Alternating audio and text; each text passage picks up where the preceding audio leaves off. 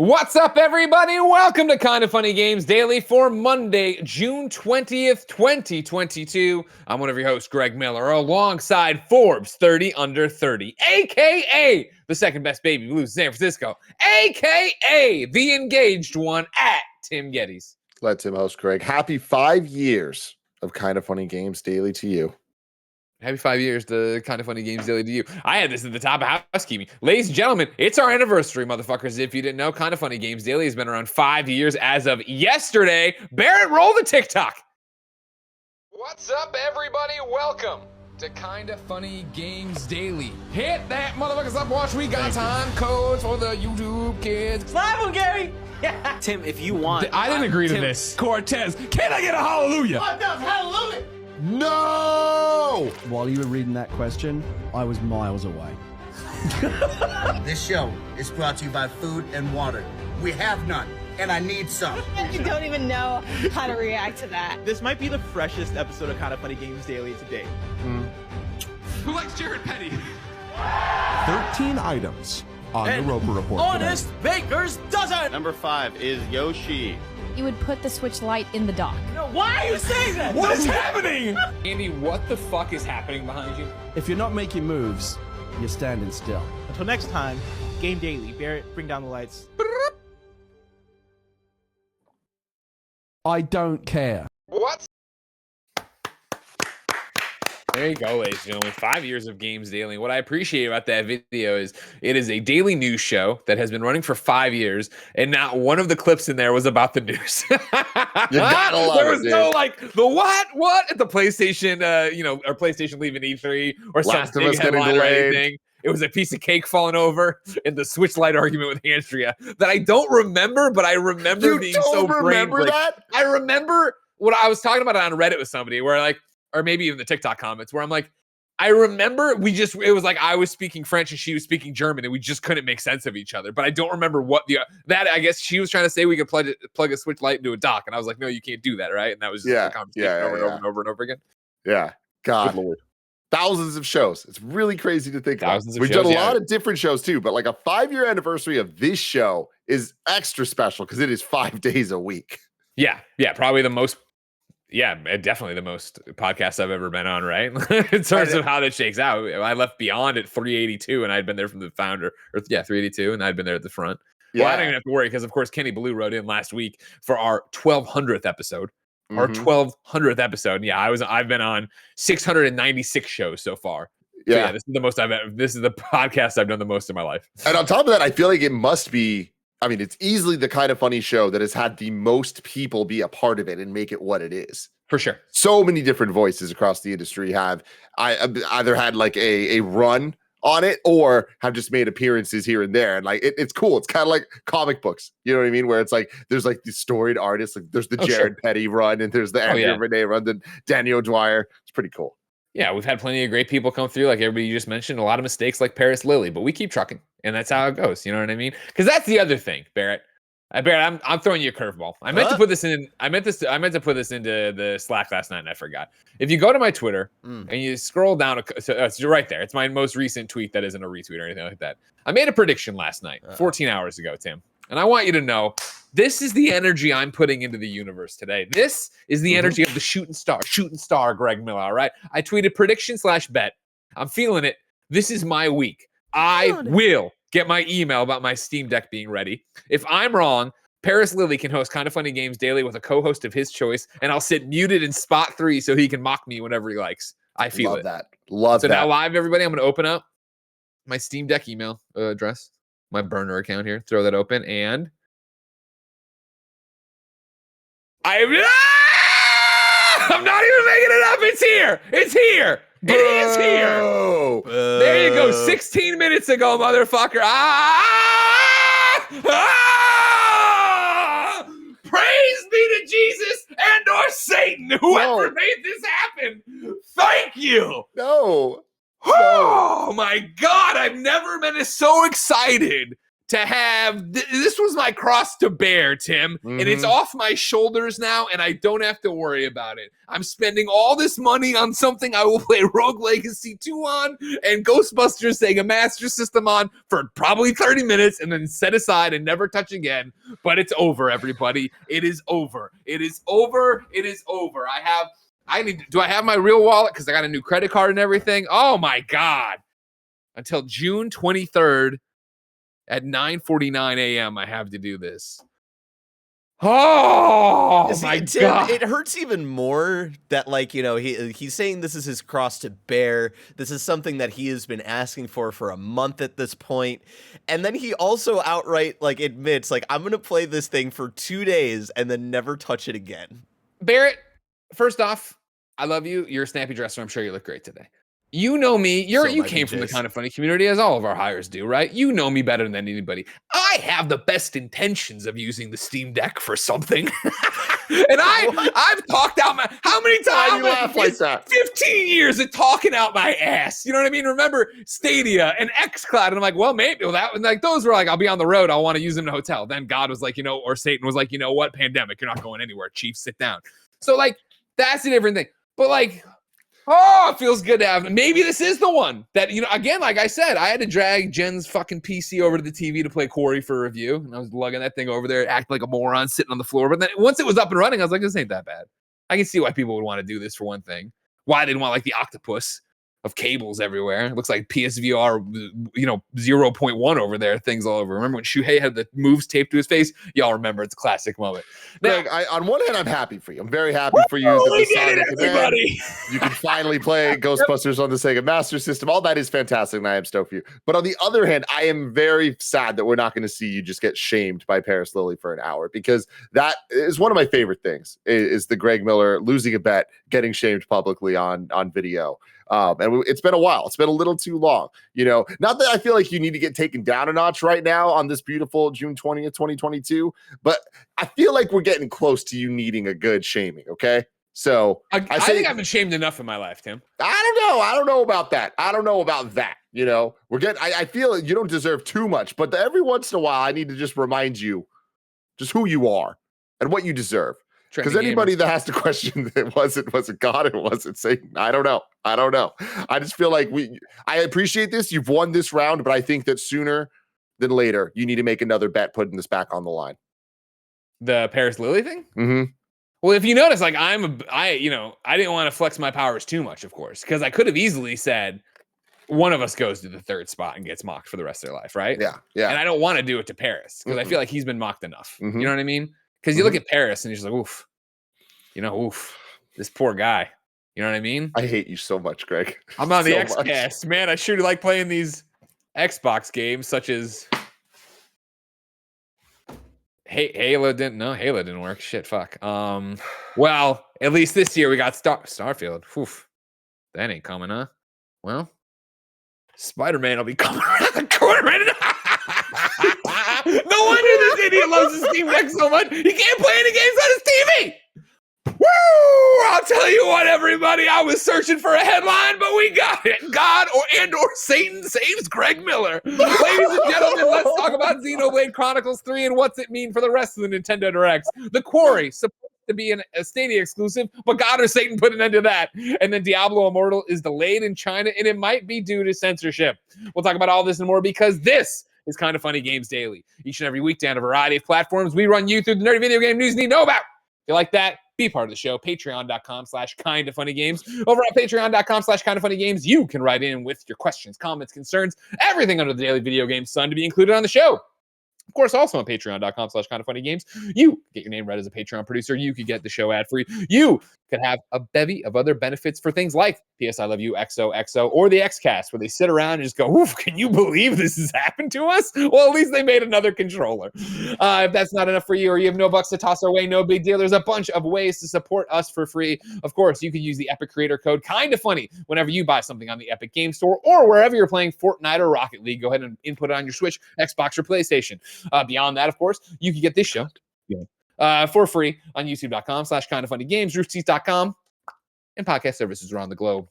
If that still wasn't enough, you could be part of the Steam Deck celebration right now on twitch.tv/KindaFunnyGames, just like streamer Rigar, Mr. Hoxes, and PJ Julian R. Of course, if you're watching live on twitch.tv/KindaFunnyGames right now, it's a perfect day to say, hey, you know what? It finally happened. You know what I mean? Greg's been the unsung hero of Kinda Funny for years, helping everybody else out. God or Satan finally shined their light and or devil ray, I don't know what they would think. I guess it's still a light on him, and he has a Steam Deck. He's got to complete the purchase. When he's got a Steam Deck, motherfucker, you could say, hey, you know what? Here's my Amazon Prime subscription. Of course, if you have Amazon Prime, you have Twitch Gaming. You get a bunch of free games and a free subscription on twitch.tv/KindaFunnyGames. Doesn't renew. Every 30 days you have to redo it. They want you to forget. But today's a great day to worship Satan and or Jesus and or your God.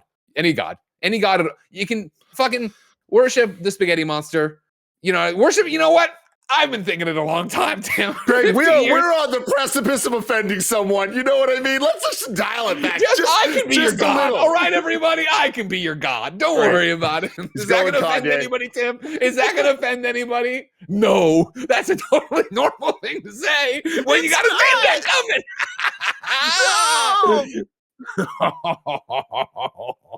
Oh my God. Oh, what a wait. I gotta hold on. We gotta stop. I gotta change the headline. Roger, come in, Rogers. Don't make the Xenoblade thumbnail. Make what I got Satan and me in the Steam Deck.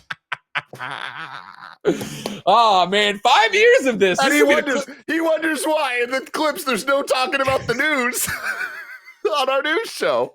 Oh my God. Tim, I'm so lost in the weeds I can't even find the tab anymore. Let's do some housekeeping for you. I already said all the stuff that's going on. You can go to patreon.com/KindaFunny. You can support us and you can watch us record the Kinda Funny podcast later this afternoon. Going to be a banger of an episode that I won't be on, because I'm going to go do Ron Funch's podcast, which is super exciting and fun as well. You can catch that later, but it won't be on patreon.com/KindaFunny. Thank you to our Patreon producers, Gordon McGuire and Fargo Brady. Today we're brought to you by Uplift, but I'll tell you about that later. For now, let's begin the show with what is and forever will be the Roper Report. Time for some news. 5 items on the Roper Report. A Baker's Dozen, brought to you by Satan. Holy shit. Or God, or Greg, again.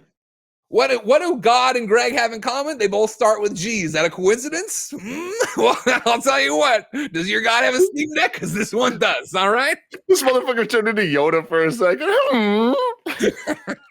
Hold on, I'm just asking Raj. You watching this shit? You watching this shit, Raj? Raj, I don't know. I didn't mean for it to be all caps. I'm sorry, but it's all caps. Just making sure you understand. Oh, he says, oh, absolutely. Number one, ladies and gentlemen, Xenoblade Chronicles 3 Nintendo Direct is incoming. Barrett, I tossed a trailer in there, but it's just Xenoblade Chronicles 3 if you want to do it. Today, it was tweeted, or actually, this is what I got in my email from Nintendo. Get ready for a Xenoblade Chronicles 3 Nintendo Direct presentation on Wednesday, June 22nd at 7 a.m. Pacific time. Tune in for a live stream featuring roughly 20 minutes of information about the upcoming RPG adventure for Nintendo Switch. Tim Geddes. Yes. Of course, there's two different avenues to take here. There's the news of just, okay, Xenoblade Chronicles 3, what do we get? What are they going to show for 20 minutes? Yada, yada, yada. We can get into that if you want, but I know Xenoblade fans probably know it too. But then there's possibly the more mainstream topic of just, is this the Nintendo Direct that's been rumored forever? It seems like since, the start of SGF and everything else, there's been this rumored Nintendo Direct. It was going to be in the teens. Then we heard it was going to be later. I remember it being out for like the 28th or something I heard. And now this one's on the 22nd. What does this mean as the Nintendo fan? If I remember correctly, you're talking about what Alana Pierce herself was talking about, which is a June 29th Nintendo Direct. Thank you. If I remember correctly, chat, please let me know if that was wrong. I don't know that this has anything to do with, actually, I know for a fact that whether or not that happens, this has nothing to do with it. Nintendo always does their random one-off game directs, and that it has no correlation with the other directs. Sometimes they could be right next to each other. Sometimes they could be months apart. No real pattern there. The single directs, similar to the PlayStation State of Play single state of plays, are purely marketing for an imminent release, right? Okay. It is not talking about big announcements down the way, all that stuff. It is very much like, hey, this thing is happening. Let's get more eyes on it before it's actually about to launch. And with Xenoblade Chronicles 3 getting its release date pushed up, this is the perfect time for them to get in here with 20 minutes of information about the upcoming RPG, getting into all the details for the audience that's specifically looking for Xenoblade, which at this point is a rapidly growing sizable audience. Where I was gonna say Xenoblade, it seems with every, not even iteration of the game, because there's only 3, but just everything that goes around Xenoblade, there's been more and more fans. Exactly. And the biggest thing there is when the franchise first started, it was a little bit more difficult to get into because of, if you remember Xenoblade, the first game on the Wii was one of those GameStop games where it's like people had to kind of petition to get it even released in America. So there was like all that stuff. And then the Wii U happened, right? And that there was the Xenoblade X on it. Of course, Nick infamously reviewed that game. But then there was the re-releases and stuff, but they always had some weird thing about them. Like there was the one re-release on the 3DS, but it was tied to the new 3DS. So that just limited the amount of people that could play the game, right? As the game's been released a little bit more, and we got Xenoblade 2, and it was such a hit, and the Switch being as widely loved and bought as it has been, Xenoblade's really found its own audience, right? So the Switch has always been home to a lot of JRPGs, and I think that this being Nintendo's kind of flagship one, all eyes are on it. There's a lot of excitement for this game. So while our audience might not really be that into it, or at least like not our core audience, I know that everyone at KindaFunny full-time at least isn't. I was going to say, that's fine. You've offended many people in the chat, I'm sure, as it catches up. I'm sure. No. But I hope they understand what I'm saying. It's just like knowing our audience of the type of games that they like. Exactly. I'm not saying everybody. I know there's fans because people hit us up all the time. I'm into it, bro. See, you know how it is, Tim. People pick apart conversations and take out the most damaging thing and try to use it against you. By the end of the day today, someone's going to try to use it against me that I've declared myself a god. And that sucks. You know what I mean? And you know how we respond? We double down. We double down. We double down. But anyways, Xenoblade is a very high quality game. People are extremely excited about it for good reason. Xenoblade Chronicles 3 getting pushed up is awesome news for fans of the franchise. I know like people like Rogers Base out there, friends of mine that aren't at KindaFunny, but like are stoked out of their minds for what this game's about to be. But I can also understand that given this timeline, to switch over to the other part of the conversation for you, Greg, it can be for people like us a little bit like, I don't like seeing the words Nintendo Direct unless they're associated with the game I either care about or exciting new announcements. So I understand that this is not necessarily the Nintendo Direct announcement the majority of us are looking for. Sure. Again, the mainstream funny, right? That gets you excited. You know what you're going to get, and there's going to be all sorts of stuff. But looking back, and again, I always say that it's almost silly to look for patterns, especially these days when it comes to the pandemic's effects on game showcases and all that. But Nintendo Direct had been the longest running digital showcase people in the games industry, right? So there is at least a little bit more data to go off in terms of how they do things and how they've shifted and changed over the years. And when you look back to just the pandemic era, 2020 was obviously the most bizarre year. We got a couple partner directs, we got a couple mini directs, we got the weird thing where they announced the Mario Bros 35th anniversary, but like we didn't really get like a banger direct that year that was like announcing a whole bunch of different shit. But in 2021, they did kind of course correct a bit, and it wasn't always sunshine and rainbows, but looking through the year, we had 3 full ass directs in February, E3, and September 23rd. So looking at that this year, we've only had our February one, very closely dated to what we got in February the previous year. On top of that, we got last year an Animal Crossing standalone one that, if you remember, it dealt with all the DLC. And that's not counting all the Smash Brothers event, Mr. Sakurai Presents stuff, because those weren't directs.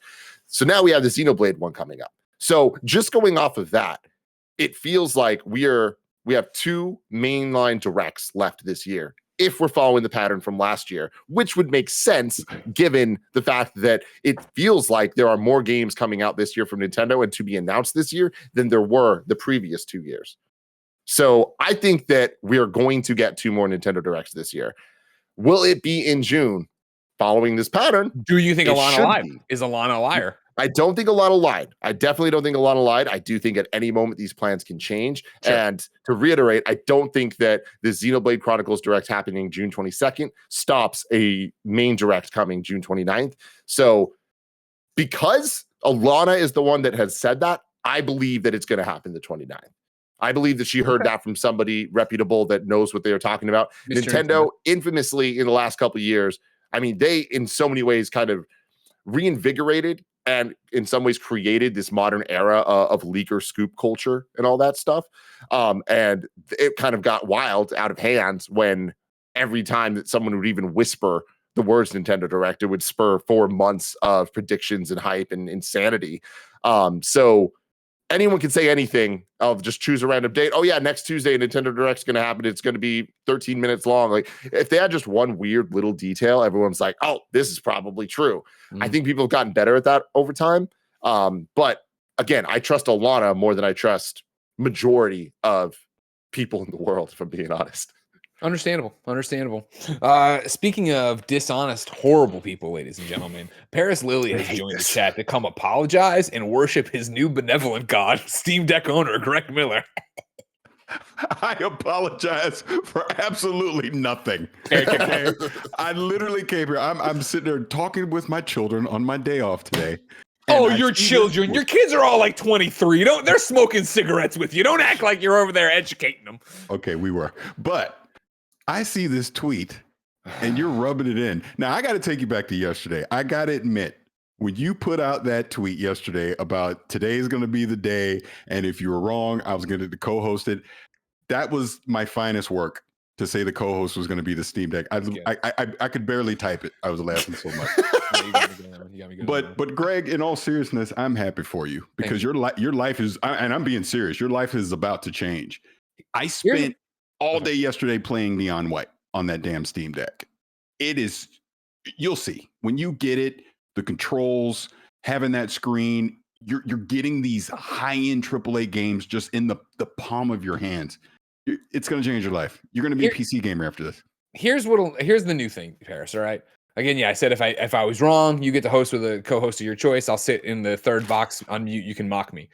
Now, since I'm right, you can when I get it, you can co-host with you can host with a co-host of your choice, and I'll sit in the third box and I'll just play Steam Deck. I'll just sit there and play Steam. I'll just be laid back playing. You know what I mean? Yeah. That's it.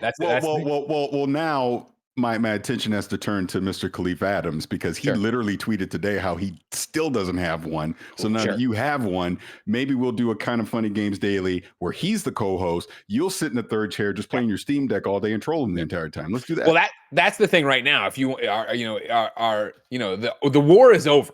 I've come to your side, you know what I mean? Which is how most wars end. They go, you know what? You're making some good points. And the soldier walks across the front line to the other team and picks up the gun and turns around. I'm on your side now. So what we need to do is we're bearing the hatchet live right here on Kind of Funny Games Daily. And now we just bury Khalif. We just bury him with Steam Deck tweets every day. Oh my God, it's going to be so good. Wait till you play Rogue Legacy 2 on this thing. I know. It's that and the Ghostbusters on Sega Master System. Those are the it's so two classics. Yeah. You know what I mean? All right. Well, thank you, Paris, for coming in. We love you. Yeah, I just had to say that. Love you too. Tim, again, I miss you now, bro. Now that I know. I keep thinking about it, man. It's so weird. Once we met each other, it's like, well, now the genie's out of the bottle. We're in love. Yep. Paris, real quick, too. I saw you're playing As Dust Falls for that preview. I'm playing As Dust Falls as well. Can I come on the XCast Friday and talk to you about it? Absolutely. Bring your Steam Deck. I will, brother. Khalif Adams doesn't have one. Clown shoes over there. All right. See you then. Love you. See you, dude. I love what we do here. You scare me sometimes, Greg, but I love what we do here. Oh, yeah. Mm-hmm. We got to figure out one day in the future, the far future, when we're back in the studio, how do we still have the revolving Discord door? You know what I mean?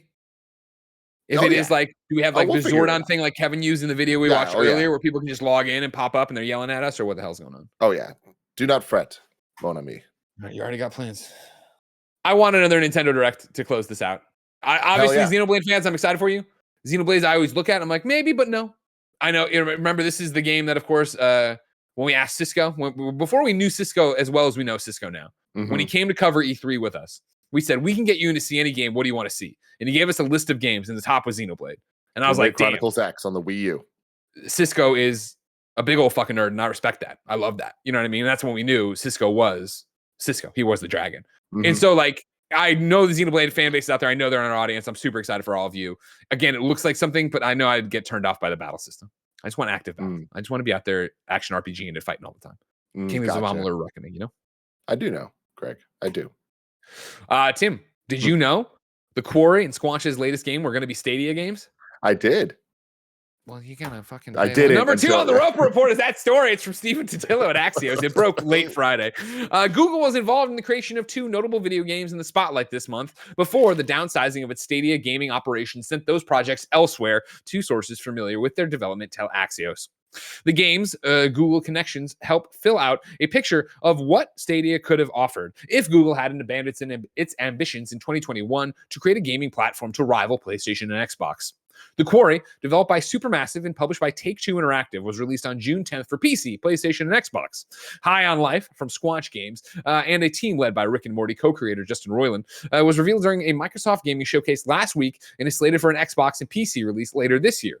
But Axios sources say both games were projects that were previously being made for Google and presented as a signature Stadia. Presented as signature Stadia releases, meant to draw players to the streaming service. Reps for both games declined to directly answer Axios' questions about the game's Stadia roots. Supermassive Games said, quote, was looking for a publishing partner as the project came to completion, a rep for Take-Two said of the Quarry, noting the publisher was proud to help release the game. Google had announced a partnership with Supermassive in 2020, but neither party shared details on what they were making. When the Quarry was announced by Supermassive and Take-Two this past month, Stadia fans were left guessing if it was the product of that Google partnership. Stadia fans, as somebody I think still subscribed to the Stadia subreddit, I don't think, was there a thread for all 12 of them to chime in and be like, what the fuck is going on? A spokesperson for Squanch offered less context and simply stated which platform High on Life was slated for. A Google rep did not immediately respond for did not reply to a request for comment. Google announced Stadia in March 2019, attempting to shake up the games industry with a device-free, cloud-based platform and a lineup of games from a mix of outside studios and internal teams staffed by veteran game designers. Tim, that's it. Just a little neat one. I forgot all about Supermassive and Stadia, and then it's so fascinating. The Quarry would have been a Google exclusive because that would have been one that, you know, I love the idea of cloud gaming. I want to support it. I'm all about what Xbox does, even though I don't use it often. Again, we're not traveling. But when Stadia, got announced, I bought the Founders Pack. I was in there. I wanted to be there. And this, even in today's world, this would have been a terrible business decision for both Supermassive and Google. But if they doubled down and locked in and they were going to ride it out, this Quarry would have been one that I would have been like, oh, I got to play this. I got to turn on Stadia. I got to re-up my subscription or do whatever I got to do for it. Yeah, it's definitely interesting in these games. They're higher profile, right? I mean, they're not the highest profile. I think the Quarry is totally on a different level, but the High on Life, like that game looked good. Like it looked fun, and like it kind of like earned its kind of place in the Xbox showcase. So I feel like that could have been an interesting thing for Stadia. It's just it does get rough when you imagine what those Stadia presents or whatever they were called usually entailed, which is a bunch of old games. And it was a big Wii U vibe, right? Like, oh yeah, we're bringing Batman Arkham City to the Wii U, and it's like Arkham Knight's coming out, y'all. Like, what are you doing? This time he's got electrical gloves. I'm like, what the fuck? Exactly. So it's like that kind of always felt like the vibe with Stadia. So if there was these bigger announcements, that would have been the headline, right? Like that would have been the biggest thing. But to your point, like you were saying that if the Quarry was on it, that would have got you to play. I really wonder how many more people it would have, though, right? Yeah. Like, and that's kind of like the Stadia's biggest problem to begin with, is that even if you have like a giant exclusive, which is what we all say that it needed, you still then there's that uphill battle of getting people willing to be like, you know what, I'm going to make this happen for this exclusive, and then you kind of need that pattern of more of them to keep going, which could have been led by the games that you're talking about here, but. Yeah, this is it's an interesting development that in this rapidly moving industry, it's very cool to see that games can start as one thing and then to something totally different in just the last couple years. 100%. Yeah. And I think, even for what you're saying, it needed a big game. Would these have been it? No, probably not. It's interesting because I think these would have been notches in the belt. These would have been those peppered in things, right? Because you would have had whatever Jade Raymond was working on. You would have had a bunch of other, first party Google studios that would have been theoretically, if everything had gone not even right, but if they had committed and been like, we're in this for the long haul, you would have had other exclusives out there, hopefully building a library. And if that's happening, you sit there and go, maybe Stadia is gaining ground and people understand that they just need any controller and any device kind of thing. And then you have it built out that way. Or if, even on the other side, what's the streaming puck they had on what's the Google What's the Google thing you plug into your TV? Chromecast. Chromecast. If that had, picked up more steam and those were doing stuff and yada, yada, yada, or even now where it's like, Xbox has the app in the Samsung thing, Stadia has the app in the Samsung thing. Like it's in the multiverse. I would have liked to have seen Google say, no, we have all this money. We're here. We're committed. We didn't rush it out. We didn't fucking try to get this thing out half baked. We actually went through it and this is what it looks like. But I'm excited that I can play, the Quarry anywhere, which is a lot of fun. And we all enjoy the Quarry here. Speaking of enjoying things here, ladies and gentlemen, you could enjoy us on patreon.com/KindaFunnyGames. Over on patreon.com/KindaFunnyGames, you can write in to be part of the show. You can get the show ad-free. You can get the post show we do each and every weekday. And of course, you can watch us record certain shows on the game side, like the Gamescast. P.S. I love you, XOXO, and the XCast live. You could be a trog and get it long before anybody else. But for right now, all you need to know is that you could get this show, Kinda Funny Games Daily, ad-free on patreon.com/KindaFunnyGames. But guess what? You're not listening on patreon.com/KindaFunnyGames. So here's a word from our sponsor. Shout out to Uplift for sponsoring this episode. I've been using my Uplift desk for well over a year now. I love the thing so much I decided to write a rap song for them. The build quality is real good. It's made of real high quality wood. They didn't ask for it, I just did it anyway. Getting my Uplift desk immediately improved my mood. Whenever I'm on shows, I'm standing up, I'm feeling a lot more energetic. And also I kind of feel like I was just maybe creating some bad habits sitting down at a desk all day. I would move my legs up, I'd sit underneath my legs on my chair, and eventually all that stuff just created really bad back pain for me. Choose from laminate, whiteboard, bamboo, solid wood, butcher block, or even custom solid wood or laminate options. Uplift Desk won New York Times Wirecutter's Best Standing Desk from 2019 to 2022. And while I'm at it, I'm just gonna give them an award as well. Best standing desk that I use in my bedroom from when they sent it to me until now. Uplift Desk have a 15-year warranty. They ship the same day you order with free shipping and free return shipping. So if you've been feeling the effects of sitting at a desk for 8 hours a day, maybe you want some more energy in your life, maybe you want to do squats in the middle of a Zoom call or something, uplift your life. Go to kindafunny.com/uplift. Number 3 on the Roper Report, NetEase has delayed Diablo Immortal's China launch, and the shares have tumbled as a result. This is Josh Yee at Reuters. It's going to sound like a boring story that you say, why do I care about what's happening with NetEase and Diablo Immortal in China, Greg? But stick with me because it'll get spicy. Internet and gaming giant NetEase delayed the rollout of its video game Diablo Immortal in China 3 days ahead of its official launch, a move that comes just after the game's official account on Weibo was banned from making new posts. China-based NetEase, which was set to release the game on Thursday, did not provide a new launch date, but said on Sunday it wanted to make changes such as improvements to the gameplay experience and conduct multiple optimization adjustments. The company did not address the social media ban in the statement, and it was unclear what triggered the decision. NetEase also did not respond to a Reuters request for comment. Here's where I'm going to jump in and make it a little spicy for you. You've had, okay, whatever it's done. Here's a little bit of sriracha, and it's coming from John Walker over at Kotaku.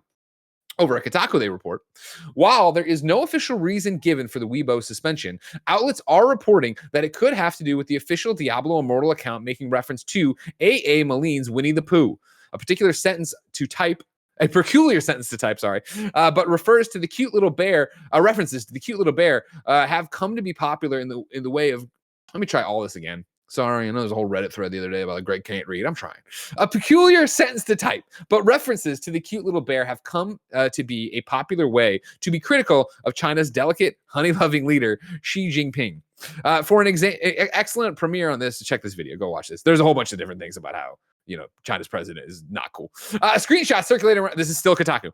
A screenshot circulating around the internet purports to show the Blizzard account having sent a message that references the bear, with some like the Financial Times translated as, "Why hasn't the bear stepped down?" A contact of Kotaku's translate the line as, "What do you think about the bear?" but says it's written to be idiomatic. Either way, if real, it seems an extraordinary thing to have posted on an official account in the country. Then, boom, we go back to the report here from Reuters, all right? The company received a gaming license from Chinese regulators for the new game last February, before authorities a month later rolled out the new rules that halted issuances of new game licenses for almost 9 months.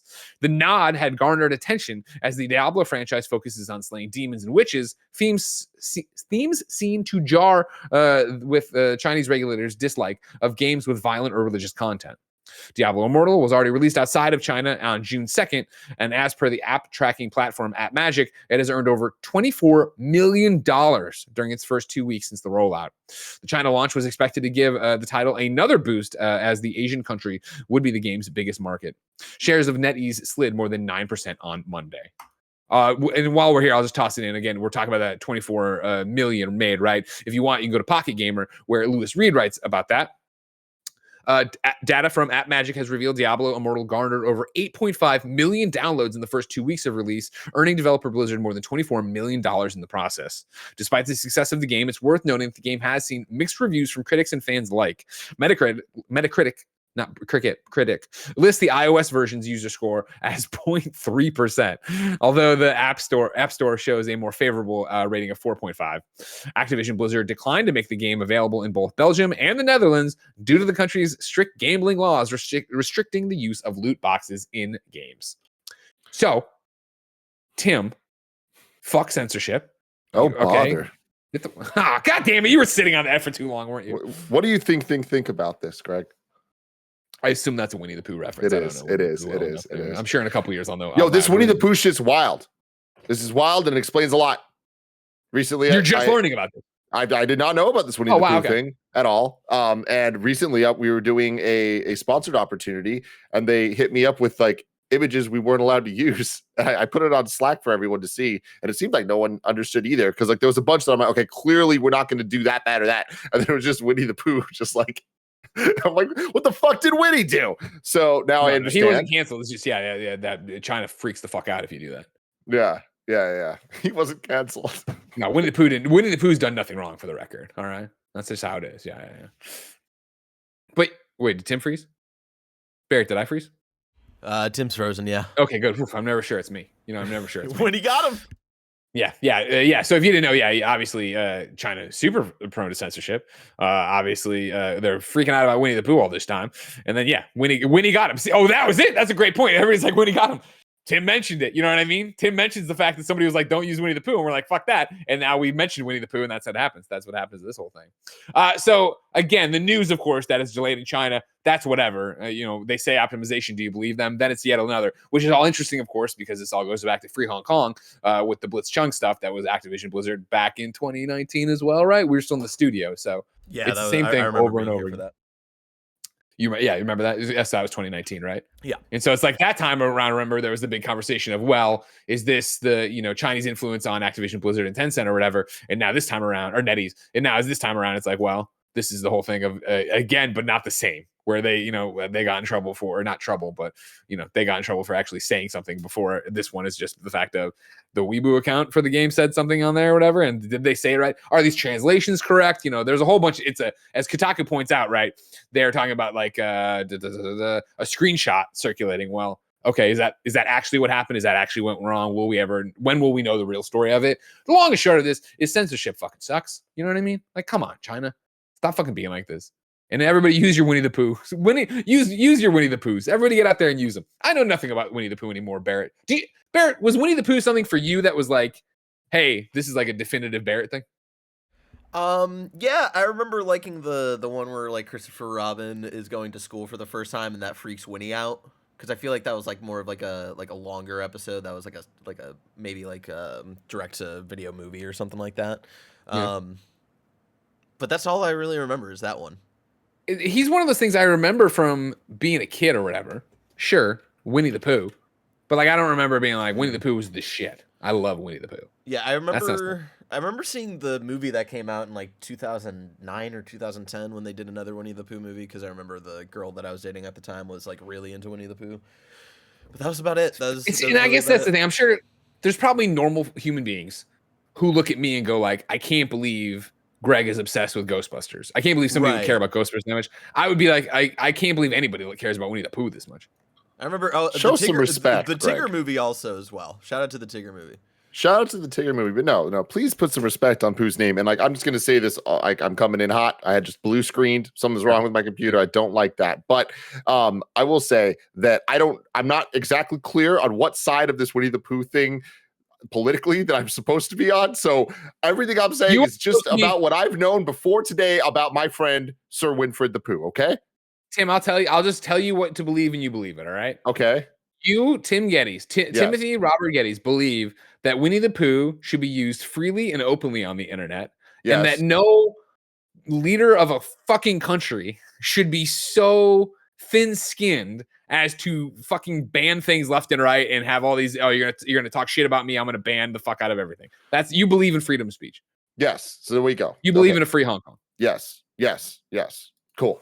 I also Barrett, believe in Winnie the Pooh because I want you to show some goddamn respect, Greg Miller, to the new adventures of Winnie the Pooh, the late 80s, 90s cartoon of Winnie the Pooh that made him relevant to an entire generation. Specifically, one episode where they go under Christopher Robin's bed and they find the kingdom of like the dust bunnies and shit. And it is one of the dopest things I've ever seen on television.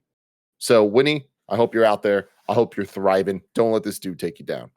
Nanobiologist tossed out a link that I think is hilarious. He says, I sent it to you, Bear. It's from Game Rant in February 2021 from Joseph James Andreas Jr. Kingdom Hearts 3, the censorship of Winnie the Pooh explained. The lovable bear was heavily censored in one version of Kingdom Hearts 3, leaving some fans with lingering questions.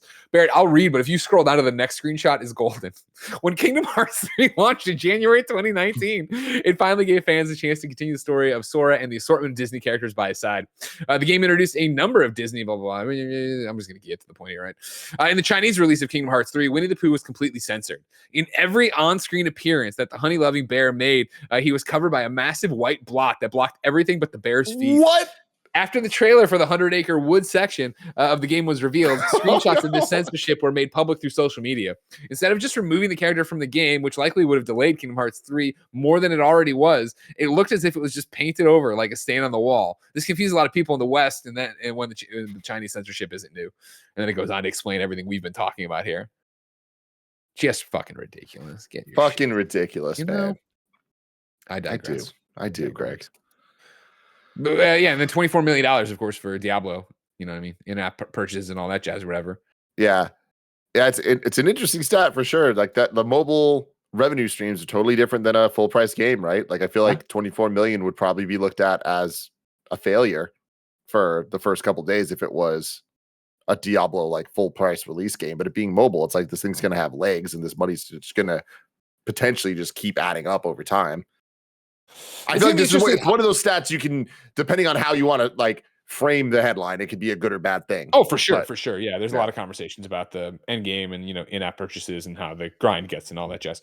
For me, and Joey, you come to Discord. That's what I said. You come to Discord, like I don't, whatever. I'm like an AI that's gonna be in Slack that's just become sentient. Diablo, I liked a lot at launch. Like Diablo Immortal, I like Diablo games in general, and so like Immortal dropped, and I jumped in and made some characters and was fooling around and playing with it. And then we did the stream with it where it was me, Mike, Joey, Andy, and Lauren, I think, playing, right? And it was like I stopped it in the middle of that stream to go do something, and I've never picked it back up. Like it's like that kind of game. It reminds me a lot, which I'm surprised by, of how I interacted with Marvel. Not Future Revolution, the other one that I was excited about. Strike Force. No, maybe it was Future Revolution then. Strike Force is a different one. But the action RPG they dropped where you made your own Spider-Man or your Captain America or whatever, where I got it, I had been excited about it, I started playing it, and then I just put it down one day because I feel like it's so brainless. It's just so brainless. We'll see. If it ever comes back or has something else for it. But not that Diablo in general was always anything, but I felt like I cared more about my loot in those than I did in these, but I digress. Who knows? I'm just one man. You are. Number 4 on the Roper. I'm one god, actually. Sorry, I forgot about that. Forgot about the bit from the earlier in the show. Number 4 on the Roper Report. The Tribeca Game Award has gone to Thirsty Suitors. We go to Games Radar at High Run Crier. Well, no, High Run Crier at Games Radar is the way to do that. Here goes the trailer from Barrett.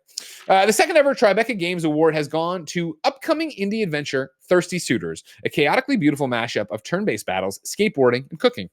Revealed last week by the official Tribeca Twitter account, Thirsty Suitors has taken home the Tribeca Games Award for 2022. This is only the second time the festival has ever hosted a category specifically dedicated to video games, and Thirsty Suitors rose above the likes of A Plague Tale Requiem, American Arcadia, As Dusk Falls, Oxenfree 2, and more to be crowned the winner.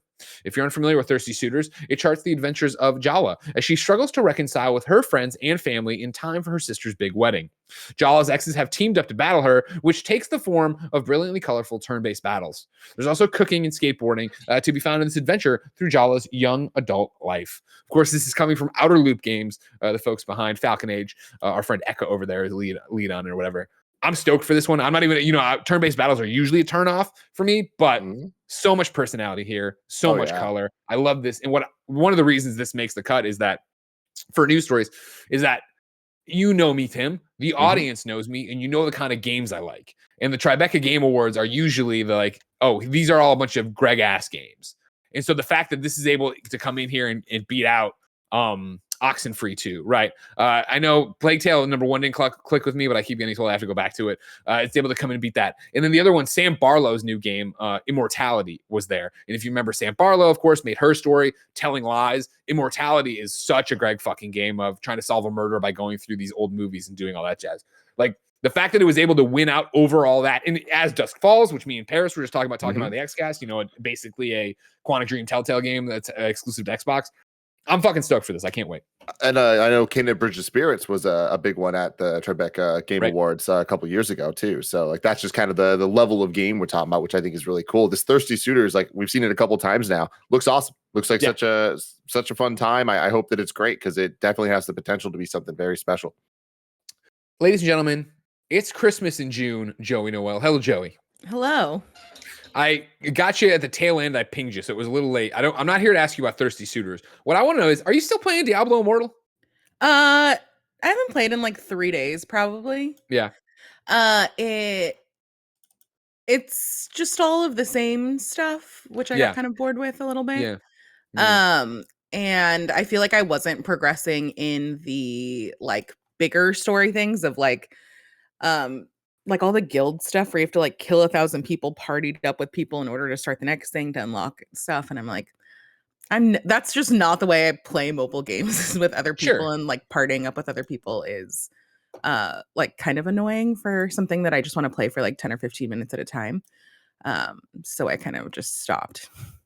Great. That's all I want to know. Because I'm in the same boat where I did the stream with you guys and I haven't picked it back up. And I look at it, I'm like, I should just delete this. This is just eating up space. It's no Puzzle Quest 3.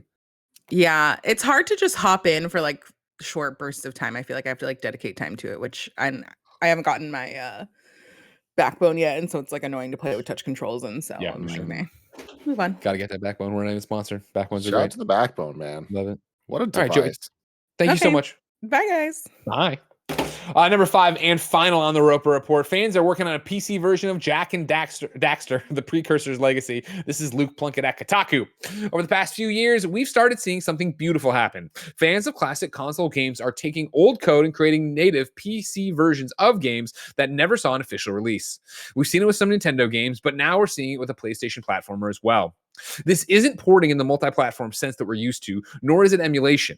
This is recompiling the game's entire code base so that Jak and Daxter, the Precursor Legacy, which was released on the PS2 in 2001, now runs as a native application on the PC. The project, which is now at around 80% done, is some incredible shit. You can see it here. Obviously, we're playing the video. If you're an audio listener, you should pop over.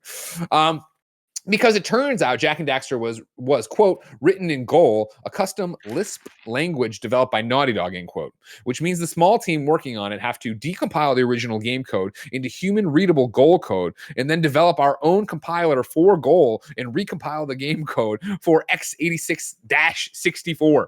Interestingly, it's not a straight port either. Some small changes have mostly been made to the game, mostly in terms of the options available to players. We have added a plethora of options to the game settings, parentheses, and removed some that didn't make sense, so that you can have a more up-to-date experience or a more PS2-like experience if you decide. It's up to you. There are also a bunch of extra goodies and added secrets to find out. We are aiming to keep the core gameplay, controls, physics, behaviors, etc., identical. However, so if you find any issues or differences with this, then do not hesitate to tell us about it. I, of course, reached out to the only super fan of Jak and Daxter, Janet Garcia. She wrote and said, always cool to see the game get love, but I will say I saw a picture of someone playing on an ultra wide, and it was weird to see, like a trip, because it's such an old game. Tim, I put this in here as a feel-good story. Yeah. Fans coming together to make a rockin' version of a game they love. You're used to this with Nintendo, but usually Nintendo comes in and sues them into the ground. Yeah, and then someone else picks it up and the cycle continues. What I think is really cool about this is the potential of the future. And we saw it a lot with Mario 64, where people did a similar thing, got Mario 64 running natively on a PC. And then the next step was we're adding ray tracing, baby. And there's nothing cooler than seeing Metal Mario with full ray tracing in 4K.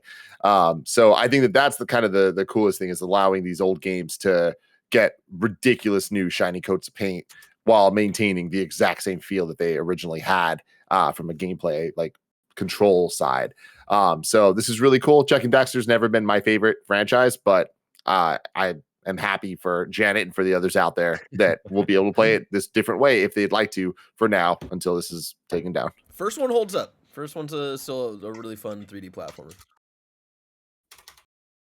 I was a big Jak and Daxter fan. I loved Precursor's Legacy, and then I also loved Jak 2, which I know then puts me on the outs to a lot of people.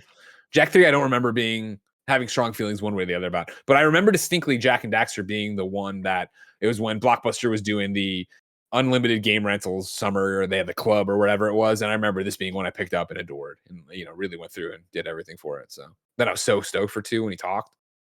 This is the first game that I remember the whole. You see that mountain over there? You can go there. Yeah. Because anything you can see in the vista, you could do. That island that we just saw, yeah, you can get over there eventually. Shit's crazy.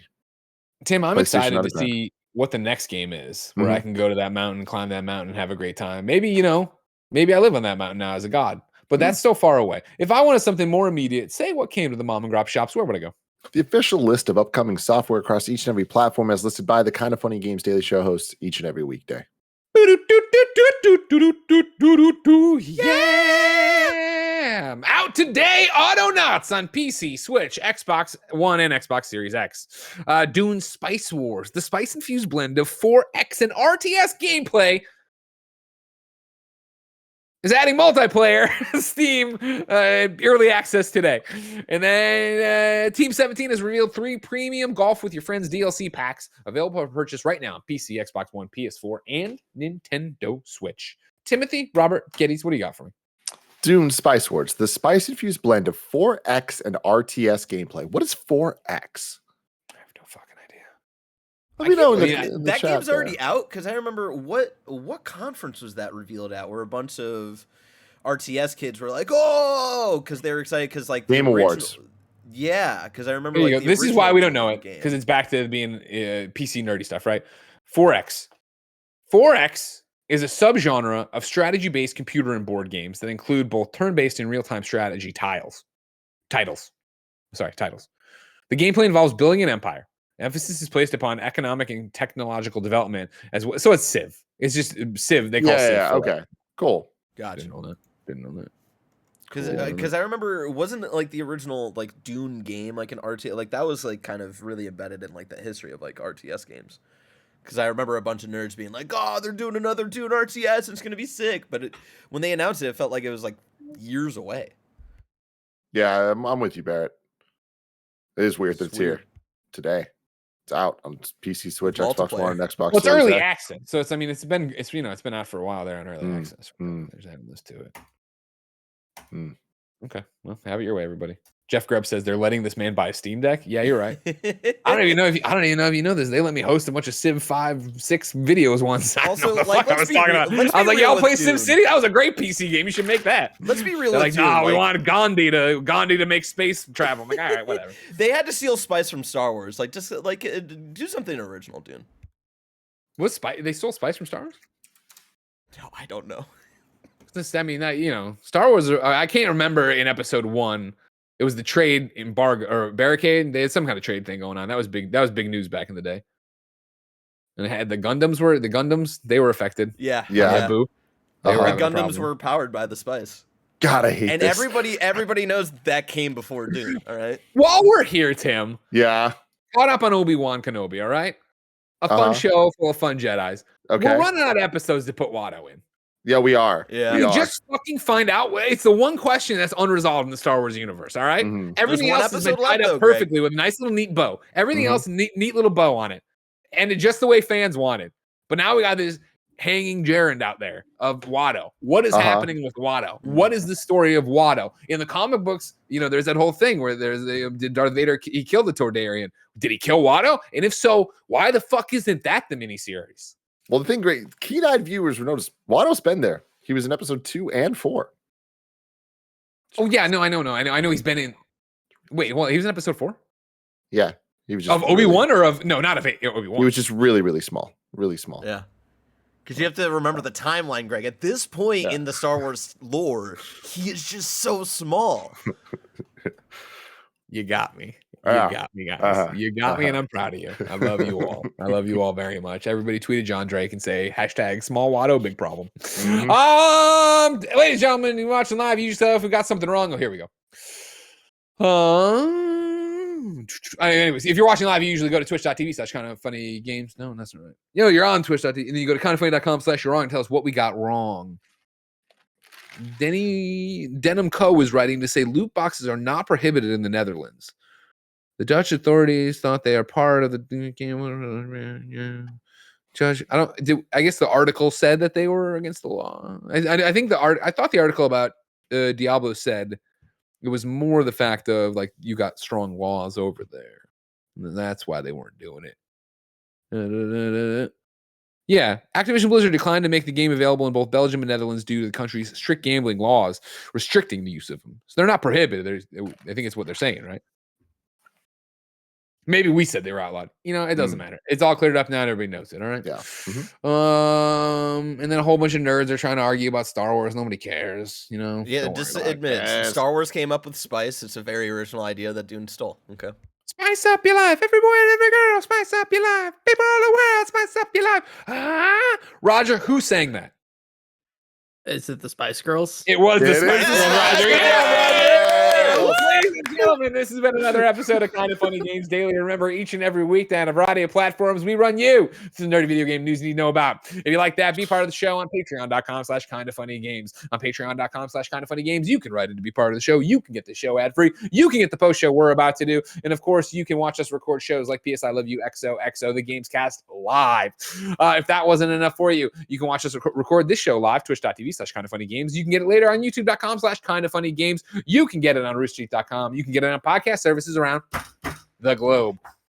Knocked over a photo on my desk. Remember, of course, we are not done streaming on twitch.tv/KindaFunnyGames. After this, myself and Snowbike Mike are going on Road 96, the narrative adventure I started on Switch, and it ran so poorly, I said, I'm not going to do this. And then Janet played it on PC, and she said, this is great. And then I got ported to PlayStation 5. How will it run? Nobody knows, but we're about to find out. If you want to see that and you're not watching live right now, no big deal. YouTube.com/KindaFunnyPlays, our newest YouTube channel that could use your subscription and bell ring for notifications, where we put all of our Twitch archives. Your hosts for this week look like this on Kinda Funny Games Daily. Tomorrow, me and Gary Whitta. Wednesday, Blessing and Janet. Thursday, me and Tim. Friday, Blessing and Janet. Would you look at that? What a good cast of characters. For now, Tim and I have a post show to do. But until next time, it's been our pleasure to serve you.